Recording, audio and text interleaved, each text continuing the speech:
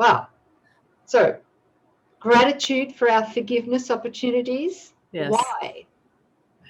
We're only freeing ourselves, and our brother's giving us this opportunity, which we would not have had before. Somebody comes along and triggers us, and we recognize I've got this belief going on in my mind, and I would not have seen it and been able to release this block had my brother not come along and played his role and triggered me, right? I'm being unfairly treated by this SOB over here, or this jerk, or whatever. The ego says, and an eye for an eye, retribution, defend yourself, attack, and then attack, right? And it's the absolute reversal of that. My brother, in my mind, is reading a script that I have handed. He's simply playing the past out for me. He's giving me an opportunity to forgive the past, forgive this belief, and in my healing of this block, I'm freed. None of this would have occurred had it not been for my brother, my savior, one with me. Yes. So there's a sense of that, in that freedom and the gratitude that you just, you see your brother as he really is. So, sis, in my experience, Mm-hmm. I noticed that forgiveness doesn't really take place, even though for those first 10 or 15 years of studying the course, I thought that I had forgiven everybody, Mm-hmm. Mm-hmm. Yeah. And the damn shit kept happening again. Right? I wonder why. Yeah, right. But I realized later that I hadn't really forgiven Mm-hmm. because there was no gratitude there. I hadn't reached the gratitude. Yeah. So I think that that's a milestone, or that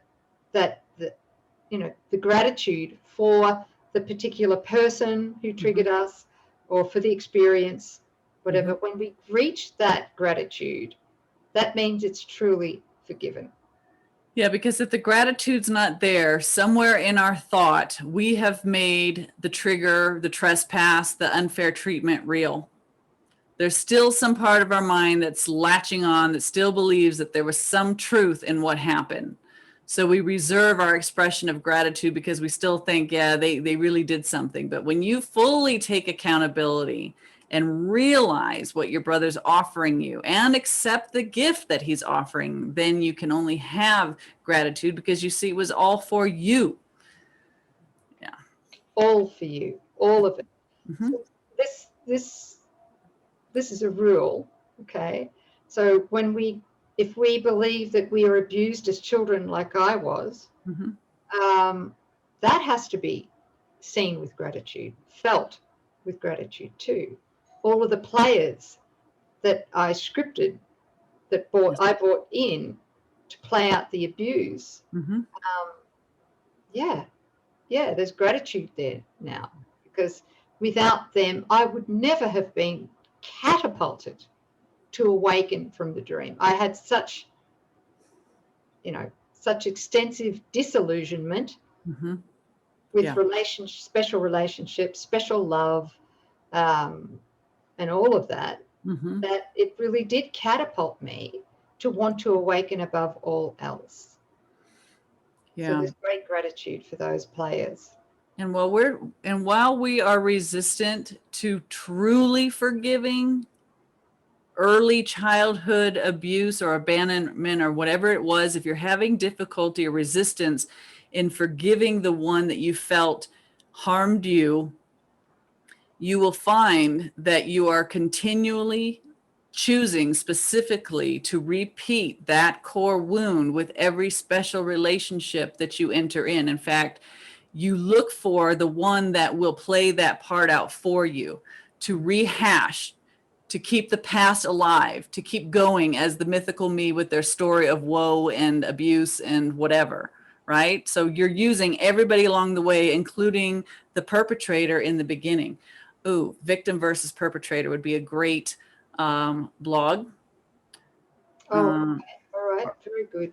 Yeah, we're going to put something down in the description box or the show more notes. It talks about how a victim and a perpetrator are both the same and both being used within the ego thought system, one is not actually better or worse. If we want to play duality out, we have to have, if you're going to be unfairly treated, you got to have the one that's going to be doing the unfairly treating. And all of us in this lifetime or a previous lifetime have played both sides. So there's none of this false innocence. I've never been a perpetrator. Well, that's not true either. So anyway, it'll be really helpful. Right. What's that? Except for Nook. Nook's completely, yes. I'm the only one. I'm special. Yeah. And I also was thinking about the Bullseye Trigger worksheet. You know, there's a lot of great practices out there. We have a worksheet that you can take a trigger through to help you see what's underneath it. So it depersonalizes it and you can then open up to forgiving the person. Diedrich Wolsek's Is It Choose Again process, or The Work by Byron Katie is also helpful. We're just looking at different modalities that are offered by beautiful teachers to help us expose what's really going on underneath the triggers. And again, it's all about us. Yeah. So we'll put the trigger bullseye worksheet down below for any of those who feel a ping around that.